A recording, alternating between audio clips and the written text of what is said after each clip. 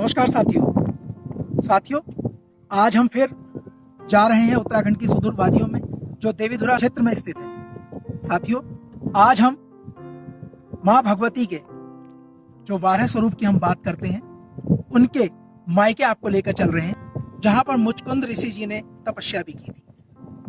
और उस जगह जाकर हम माँ के बारे में जानेंगे और जहाँ कहा जाता है कि माँ आती है और अपने मायके में 1 घंटे के लिए रुकती है और उसके बाद वापस माँ वाराही जो है अपने स्वरूप में जाकर वाराही धाम को पहुंच जाती है। तो हम लोग अभी चल रहे हैं माँ वाराही के धाम और वहां से सीधा पहुंचेंगे ऊपर मचवाल। तो आप इस वीडियो के साथ बने रहें।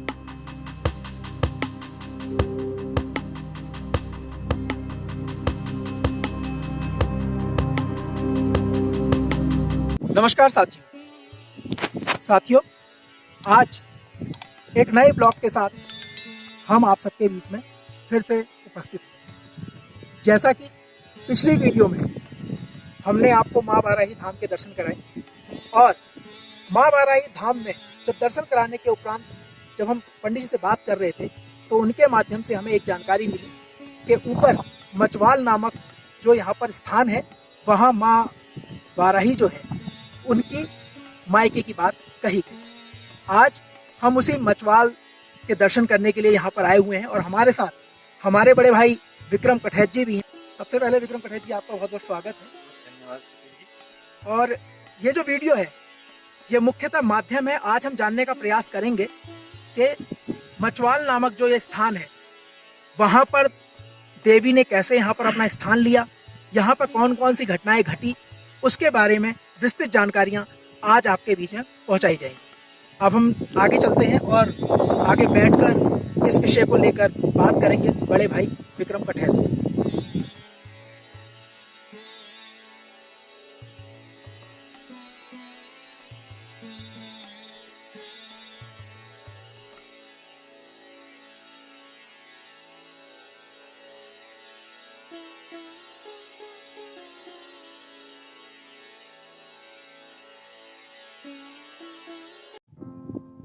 तो साथियों, जैसा कि आप मेरे पीछे देख पा रहे हैं, उत्तराखंड के देवीधुरा क्षेत्र में स्थित यहाँ पर हिमालय की वादियां आपको देखने को मिलेंगी और हरे भरे खिले हुए पहाड़ भी यहाँ पर आपको देखने को मिलेंगे। बड़े भाई, जैसा कि आज हम यहाँ मचवाल में पहुंचे हुए हैं, तो मचवाल के अंदर ऐसी क्या विशेषता है कि माता रानी जो है उनका स्थान जो माँ वाराही का हम लोग नीचे देख कर आए उससे इतना ऊपर ये स्थान उन्होंने लिया है और क्या इसकी विशेषता है?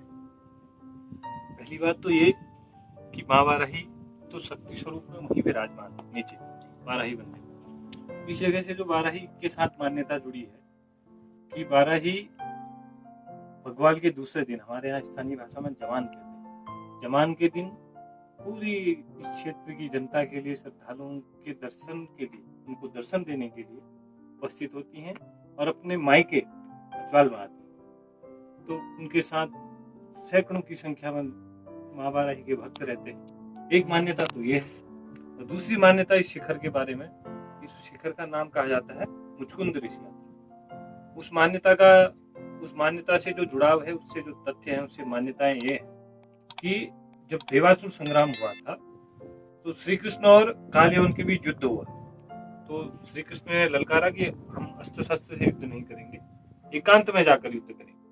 तो श्री कृष्ण भागे भागे आए, मचवाल जो शिखर आज है इस शिखर पर आए और इस शिखर पर मुचकुंद ऋषि आप विश्राम कर रहे थे। तो श्री कृष्ण ने अपना अंगोछा, पीला अंगोछा पकड़ा और ऋषि को उड़ा दिया। तो जब कालयवन श्री कृष्ण का पीछा करते करते आया, उसे लगा कि जो मैं जिसका पीछा कर रहा हूँ भगवान, वो थक गए होंगे, विश्राम कर रहे होंगे।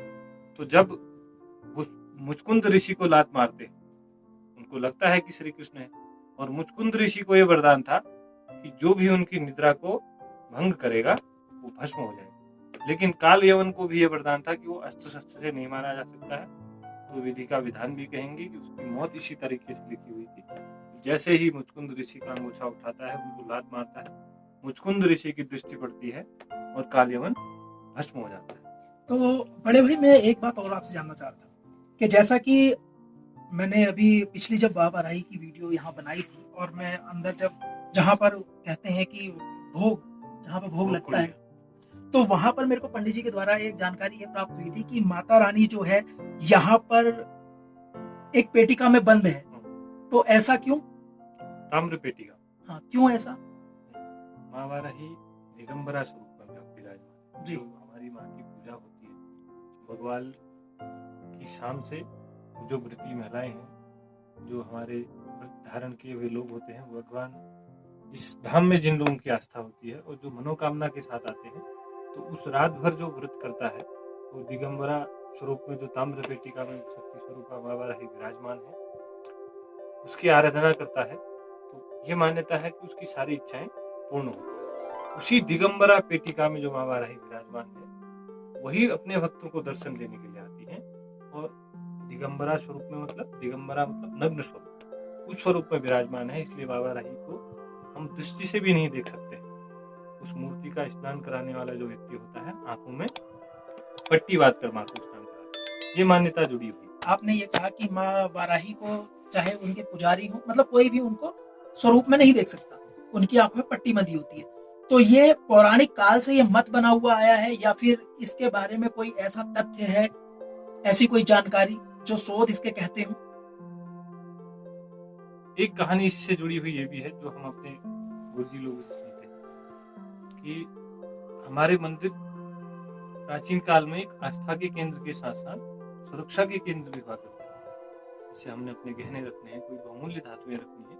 आज भी आप देखेंगे कि दक्षिण भारत के कई मंदिरों के पास खजानों में अकूत धन संपदा, एक अचल संपत्ति तो अलग बात है, चल संपत्ति के रूप में सोने, चांदी, हीरे जवाहरात भरे पड़े हैं। और वो कई राज्यों की अर्थव्यवस्था से बड़ा धन कीमत उन गहनों की है आज के समय।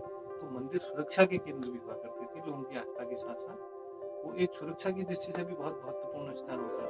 तो बहुमूल्य मूर्ति माँ वाराही की, एक बार उस मूर्ति को चुरा लिया किसी के द्वारा, या ऐसा ऐसी मान्यता है। अच्छा, मतलब इसके बारे में तथ्य भी हैं या खाली मान्यता के आधार पर? मान्यता है। मान्यता है। तो कहा जाता है कि सुनार के पास जब मूर्ति जाती है तो उस पर चोट होती है और रक्त धारा बहने लगती है। ऐसा मतलब पौराणिक लोग, जो पुराने लोग हैं, हमने जो हमारे बाबा राही के मुख्य पुजारी लोग हैं, हमारे पीठाचार्य जी हैं, उनके मुखारबिंद से सुना है। तो उसके बाद जब माँ वाराही की मूर्ति स्वतः ही अपने स्थान पर चली जाती है, जो सुनार के पास होती है, और ये व्यवस्था करी जाती है कि भविष्य में ऐसी घटना न हो। और ये मान्यता भी जुड़ी है कि उसके बाद जो भी व्यक्ति उस मूर्ति को देखता था, तो उसकी आंखों की दृष्टि चली जाती थी। तो इसीलिए ताम्र पेटिका में माँ वाराही को दिगंबरा स्वरूप विराजमान किया गया, विराजमान थी। और अभी भी जो मान्यता हम देखते हैं कई वर्षों से, जो कि हमारी लगभग 24-25 साल की उम्र हो चुकी है, तो उसी मान्यता के अनुसार हम लोग चलते आ रहे हैं, उसी पर विश्वास करते आ रहे हैं। और कहा जाता है कि मान्यताओं पर विश्वास करना पड़ता है, हमारी आस्था के प्रतीक है, उन प्रतीकों पर हमारी गहरी आस्था भी होती है। इसीलिए जैसा कि साथियों, मैं आपको बता रहा था कि बड़े भाई हमारे साथ विक्रम पटेल जी हैं और वो इसकी जानकारी हमें पूर्णतः दे रहे हैं। मैं जैसे देवीधुरा इसका नाम है, तो जानकारी के अनुसार ऐसा है कि एक तो उच्च चोटी पे है, स्थित है, लेकिन देवीधुरा का महत्व तो कहीं ना कहीं देवदार से भी जुड़ा हुआ है, या फिर देवीधुरा का देवदार और देवीधुरा दोनों अलग शब्द है। अच्छा, देवी शक्ति की स्वरूप हो गई, और धुरा मतलब हमारी पहाड़ी भाषा में और स्थानीय भाषा में धुरा मतलब शिखर, शिखर पर विराजमान शक्ति स्वरूपा माँ वाराही। तो उसी के आसपास के क्षेत्र को धुरा भी कहा। वराह पुराण में, क्योंकि यहाँ वराह अवतार है जी, कि भगवती का अवतार है, वराह पर्वत भी इस जगह को कहा गया। तो ये जो पीछे जो एरिया है, जो हम बात कर रहे हैं माँ वाराही, जहाँ स्थान जहाँ माँ वाराही का है, उसे माँ मतलब वराह पर्वत कहा गया। वराह पुराण में वराह पर्वत के नाम से भी। अच्छा, तो वर्तमान में हम देवीधुरा कहते हैं। देवीधुरा शब्द से ये मान्यता है कि शिखर पर विराजमान है, और धुरा मतलब जैसे कि मैंने कहा कि पर्वत के शिखर को धुरा कहा जाता है। पहाड़ी में मैं कहना चाहता हूँ, जिससे हम लोग घरों में पुना कि पाखकले धूर होने धूरी मतलब टॉप, वैसे ही पर्वत का शिखर। आप चारों तरफ जाएंगे तो इस तरफ उत्तर में हिमालय की पूरी श्रृंखलाएं दिख जाएंगी आपको। इस तरफ देखेंगे देवगुरु विराजमान है, इस तरफ ये हल्द्वानी की तरफ, दक्षिण की तरफ हो गया। तो सर्वश्रेष्ठ सबसे ऊंचे शिखर पर विराजमान, इसीलिए देवदार के नाम से जाना जाता है। देवदार, देव मतलब फिर से जैसे मैंने कहा देवता, दार मतलब वृक्ष या लकड़ी, दार मतलब लकड़ी होता है। तो इसकी भी मान्यता है क्योंकि देवदार प्राचीन वृक्ष है और यहाँ की प्राकृतिक वनस्पति भी है। और इस वनस्पति की आयु कई कई जगह तो हम देखते हैं कि 500, 700, 800 वर्ष पुराने भी देवदार के वृक्ष होते हैं। तो इसलिए भी क्योंकि 800 साल पुराना जो हमारा इतिहास होगा, उस समय हमारे कुछ मान्य देवता होंगे और हमारे जो पूजनीय स्थल हैं उनके आसपास ऐसे वृक्ष रहे होंगे, तो इसीलिए उसको भी देवदार कहते। उत्तराखंड की सुदूर वादियों में जहाँ पर हिमालय की श्रृंखलाएं, यहाँ पर आप पीछे देख सकते हैं, हिमालय की श्रृंखलाएं यहाँ पर मौजूद हैं और चारों तरफ पहाड़ी जो क्षेत्र है वो आपको यहाँ पर देखने को मिलेगी। और उसमें भी सबसे ऊंची जो श्रृंखला है उसमें विराजमान है माँ वाराही का मचवाल और बाबा एडी का मंदिर। लोगों की मान्यता ये है कि वो उनके इष्ट देव की श्रेणी में इसको लाया जाता है। जैसे कि हमारे यहाँ अगर हम बात करें तो एक ग्राम देवता होते हैं, कुल देवता होते हैं, इष्ट देवता होते हैं। उसी तरह से अगर इष्ट देवता के स्थान की बात की जाए तो एडी देवता जो है वो इष्ट देवता के रूप में यहाँ पर जाने जाते हैं। मैं आग्रह करूंगा हमारे कैमरामैन से कि वो एक बार अंदर चलें और एक बार मंदिर का दर्शन भी हमें करवाएं, ताकि हम लोग आगे की जानकारी जो है वो अपने लोगों तक पहुँचा। हमारी याद में सिर्फ अभी तक एक बार साल भर के विशेष ट्रेन को अपने स्थान पर एक बार 2020 में होने वाला नवरात्रियाँ हुई, वो बहुत बड़ी मात्रा में सारे गाँव के चार खाम के देव दाने यहाँ पर अवतरित होते हैं। बड़ा सुंदर देखने लायक दैवीय माहौल यहाँ पर होता है। एक आध्यात्मिक महत्व भी है इस जगह। तो साथियों, जैसा कि बड़े भाई बता रहे थे कि चार खाम जो है आपस में निर्णय करते हैं, उसके बाद यहाँ पर एक भव्य नवरात्रि में मेला स्वरूप हम लोग इसको करते हैं। देव डांगरों का यहाँ पर अवतरण होता है, जिसको जागर शैली भी कहा जाता है। और सबसे बड़ी बात यह है कि चार खाम की अगर हम बात करें तो चार खाम, जैसा कि मैं आपको पहले ही बता चुका हूँ, बगवाल मेले के अंदर चार खाम, लमगड़िया खाम की हम बात करें, वालिक खाम की बात करें, गहड़वाल खाम की बात करें और चम्याल खाम की अगर हम बात करें, तो ये चार खाम मिलकर युद्ध भी यहाँ पर लड़ते हैं। जो आपको बगवाल के माध्यम से मैंने आपको बताया था कि बगवाल मेले में ये परंपरा ऐसी कही जाती है। और वही चार खाम के जो मुख्य शीर्ष लोग होते हैं वो यहाँ पर डांगर की जो वो जागर शैली होती है उसके लिए भी यहाँ पर सामूहिक कीर्तन हो गया, भजन हो गया, अनेक प्रकार के यहाँ पर मेले जो है वो आयोजित कराते हैं।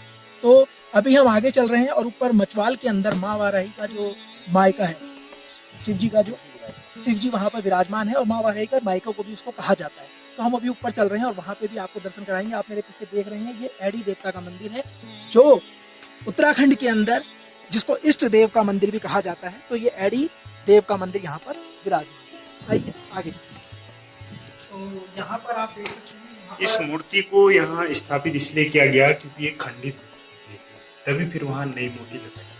तो हमारे बड़े भाई जिस तरह से बता रहे हैं कि इस मूर्ति को यहाँ इसलिए स्थापित किया गया क्योंकि ये मूर्ति खंडित हो चुकी थी और इसकी जगह पर फिर बगल का जो अभी हम आपको दिखाएंगे, दर्शन यहाँ पर कराएंगे, वहाँ पर भोलेनाथ जी को फिर से वहाँ पूर्ण स्वरूप में यहाँ पर रखा गया। आप यहाँ देख सकते हैं, यहाँ पर बाबा नंदी बैठे हुए हैं, यहाँ पर द्वारपाल जी, और हम अंदर की तरफ चल रहे हैं और एक बार आपको दिखाएंगे। यहाँ कुछ प्राचीन शिलाएं भी हैं और ये मूर्ति नहीं। अच्छा, ये शिला प्राचीन शिलाएं, तो ये हमारे स्थापत्य का भी गद्दियों का काम रहा, तो उनके समय में स्थापत्य कला को बहुत बढ़ावा दिया, जैसे दफ्तर में मूर्तियां तो उसका भी प्रतीक। और उसके साथ साथ जो हमारे पास जितनी भी चीजें उपलब्ध है प्राचीन और नए स्वरूप में, तो वर्तमान में हमारे नई विधा के कलाकार उनकी कला के महत्व को देखते हुए और हमारे पास सुंदर भगवान भोलेनाथ के सेवा के साथ तो वो तो साथियों, जैसा कि आपने देखा, हम मचवाल में पहुंचे हुए हैं। मचवाल में अगर आप देखेंगे पुरानी कलाकृतियों की अगर हम बात करें और चंद्रवंशी की बात करें, तकनीकी समाज साम्राज्य की अगर हम बात करें, तो उनके द्वारा जो कलाकृतियां बनाई जाती है इस प्रकार की हुआ करती है, जैसा कि आप देखते हैं। और यहाँ पर एक शिला भी है जिसको भगवान भोलेनाथ का स्वरूप बनाया गया है। ये शिला जो है यहाँ पर विराजमान है। और अब नया, आप जानते हैं कि नए दौर के अंदर नए नए चित्रकार जो उभरे हैं, उनके माध्यम से जो आप यहाँ पर देख सकते हैं, नई मूर्ति का यहाँ पर अनावरण यहाँ किया गया है, जिसमें आप देख सकते हैं भगवान भोलेनाथ, माता पार्वती और उनकी गोद में गणेश जी वहां पर विराजमान है। आज बचवाल जो हम माँ वाराही के मायके की हम बात कर रहे थे, उस मंदिर के दर्शन हमने करे। और इस मंदिर के दर्शन करने के बाद हम यहाँ से कोई ना कोई चीज छोड़ के जा रहे हैं, क्योंकि अभी माँ वाराही के अंग में बहुत सारी चीजें आने वाली हैं।